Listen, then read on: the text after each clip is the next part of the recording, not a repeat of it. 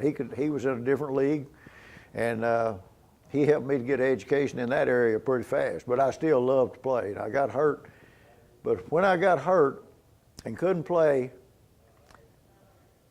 I woke up and I was a junior out in college, and I decided I wanted an education, and I wanted to coach. I got to do my student teaching out there and Sanger, and of course I love. I'd coached Pee Wees and Pony League baseball and everything all the way up all the time I could, but I decided I wanted to coach, and you know, I don't know how in the world it worked out that I got to coach like I did. I was in Salina and Powell Point, and I lived 8 miles from Powell Point and 7 miles from Salina, and 6 miles from Aubrey. If you go over right out there, I call it the heart of the Golden Triangle. We got people coming to church from from Aubrey, from Powell Point and Salina, and all of them. And they all good friends out there. Now on Friday nights they don't like each other very well, but there's still a football mentality, and there's so much football mentality goes along with being a Christian, because you know, you've got to improve and improve and improve and improve and improve, and that's what we talk about a whole lot. And I can talk more about football. You know, I tell them, I said, I can tell these football stories because I know a whole lot more about football than I do the Bible. And I'd like to tell you I knew everything there was in that Bible, because I read that thing a whole bunch, but a whole lot of the reading that I did was because my mama and daddy made sure, you know, that I did. So I was fortunate in that area. But coaching is what I love to do. I'd love to coach right now, people. I mean, I love it. I love it on Friday night. I watch it still, and I sit here and you know, I was telling somebody, there's some guys that are coaching that, well, you know, Danny David just got the head job at Powell Point. Bill Elliott's at Salina. Butch is already retired. My son's coaching at Plano East. I've got guys that I've coached in high school and grew up with and have watched that are coaching all around. And I can go watch them play, and it gives me a good feeling because I'll see something that takes place on that field that we did years ago. Because I think football is one of the greatest things that there is for young people. You know, they can talk about the concussions, they can talk about all that kind of junk they want to, and some of y'all may disagree with me, but I'm gonna tell you something about them concussions and all them injuries. If they'll check, there's more kids get hurt after school out running around on skateboards or whatever they're on than all the football players that there is. I mean, I had my knees operated on, my shoulder operated on, my cheek operated on, and wrist, artificial bone put in my wrist, and I wouldn't trade any of it for nothing. Because there's no telling, if I hadn't been playing football, I'd probably been dead. Because that's just how much I loved it. But them concussions, the guy hit me one day. I'll tell you what I told him. He said, how do you explain all these concussions that these people talk about getting? And I said, well, I can explain it real easy. You know, I got knocked out several times, and you know, I don't know whether that made me any dumber or not. I've got, you know, when you get knocked out, and most of y'all probably been through that, you got knocked out sometimes and it may have hurt you. But I told him, I said, let me tell you one thing. I said, if you go down there Saturday night on the street down there in Aubrey, on Saturday night when I was growing up, I'll see more concussions down there and fist fights and all the injuries that you talk about in football, because these old boys that's not in athletics are down there trying to see who's the toughest. And I said, they fight till one of them knocks the other out. And they don't nobody jump up and go sue them and say, well, I got a concussion because old so-and-so hit me 40 years ago. And I'm not saying that, I'm just saying, folks, that football in my life, if it had not been for football, I don't know what would happen. But I loved it. I love coaching it. I think it's the greatest thing. I may be a little partial, but I loved it. And the coaching is just the icing on the cake for all it done for me. If it was not for football, I probably would never have graduated from high school. And I know so many kids that went to school, high school and college, just to play football. It could be basketball, or it could be baseball, it could be something else.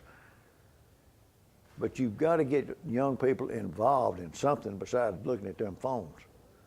You know, I was coaching not long ago, and I can tell you, we stuck them phones up and put them in a box. And don't tell me you can't do stuff. You can still do stuff if you get a bunch of kids that want to play. But the problem is, you know, there's so many mamas and daddies, and there's so many teachers, and there's so many administrators that don't want to ruffle anybody's feathers, and it's costing us, folks. The discipline you get on a football field will be the same discipline you'll need when you have a problem with your wife, or you have a problem with your kids, or you have a problem with your job. You can handle it, because everything's not going to be rosy your whole life. I've just about got to the point, I think most of it from here on is going to be pretty good. But, well, listen, I've just shot the bull, have not even talked about the X's and O's. But do any of you have any questions? You want to ask anything about our program, what we did, why we did it, or anything like that? Yeah, I'll ask a question, Coach. Okay. You guys started out in Salina. Wait, your first year was Salina or Pilot Point? I was at Bryson 1 year, okay. And then I went to Pilot Point, and then went to Salina. Could you talk a little bit about the quarterbacks club and the way Salina was set up when you got there? Yeah. I'll tell you, one of the biggest pluses of my coaching career was going to Salina. And let me tell you, and that's where I go back to talking about the Lord guiding you, because I was at Pilot Point. That's the only place I ever wanted to coach. And I was there 8 years, and that's the only place I ever wanted to coach. He put me flat on my back with hepatitis, and my poor wife and kids had to feed the cattle and take care of a bunch of stuff, and I was in bed. They put me down for 2 weeks, and while I was there, I made a decision that I'd put football on too high a plane and coaching at Pilot Point, and I made the commitment to go to the seminary and be a preacher. And I went and resigned at Pilot Point, and the old superintendent tried to talk me out of it, because he told me, he said, let me tell you something, fella. He said, you can influence more people in a Christian way as a coach than you can as a preacher. And he said, but you'll find that out. But I said, well, I feel like that's what I'm going to do. So I did. I went to Salina, took a principal's job, and Lois Ann and I both got a teaching job. We didn't have any money, so I couldn't go to seminary. We was going to go to seminary on Saturday and go the next spring. Was going to try to take a class at night. Well, anyway, I wound up going to Salina, and I wasn't coaching for a year. But when I got to Salina, I got introduced to quarterback club. And we'd had a quarterback club. Man, I thought we had a good one. But I went to Salina, and they got one. And the superintendent, when I went to Salina, him and the principal told me, now I was principal of junior high. He said, there's three things you will do. And he said, the kids will say yes sir and no sir, and yes ma'am and no ma'am, and it was your responsibility to see that they do. And the second thing is, you'll wear an orange shirt to school on Friday. And he said, we all wear orange shirts to school on Friday because that's our school colors. And he said, the third thing is, he said, you'll go to quarterback club meeting on Thursday morning, and it's at 5:30. And I said, well, okay, And he told me, he said, the reason the people that's running that quarterback club are the people that support this town the most.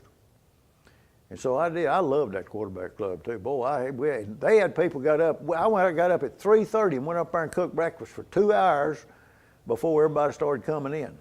That's how you did it. They cooked. But at that same thing, at quarterback club, the thing that amazed me was the president of that club and the vice president and all those other people. It wasn't the mamas and daddies. It wasn't the daddies. There wasn't nothing but men there. But it wasn't the daddies. It was people in town that loved the kids. And they wasn't doing real good in sports, but they still had that club because they loved the kids. They were supporting kids. And it wasn't mom, wasn't daddy going up there so old Junior would get to play. They was going because they loved kids. And that's the difference. And that's the thing, folks, that sets Salina apart. I learned so much from those people over there. They taught me a whole lot. I mean, it didn't hurt that when I got to coach, the first few years, we done pretty darn good. But, and we didn't have a whole lot of players. I was going to I told Chad probably a while ago, I think, when I got inducted into in 1974 at Salina, we tied Big Sandy for a state championship down Forrester Field. The first state championship game that we were a part of, and we were co-champs because that's what we had decided before the game, Jim Norman and I had. It so happened that when I got inducted into the Hall of Fame, there was 11 seniors on that team. Now, this is years and years and years later. Right here, 10 of those 11 seniors were here that night. And Lovey Smith was here. He was the middle linebacker for Big Sandy when we played them. And if you think they wasn't studs, David Overstreet was their tailback. I don't know if you know football, you remember that sucker. He's All-American at Oklahoma. And we tied him anyway. We shut him out. But he don't like to talk about that a whole lot. But anyway, I'm going to say that's the bond that you have when you win. And it can be, it don't have to be football. It can be some other sport. But to me, football is the thing that has salvaged so many. I've seen so many kids salvaged because of athletics, because that's what athletics are for. So I was just talking with one of the other organizers, and we'll do the rest of the Q&A at the signing table outside. Okay. And by the way, I messed up the introductions. The first rattle out of the box, and I already messed it up. I was supposed to introduce Ed Housewright, That's fine. who spent more than 27 years at the Dallas Morning News.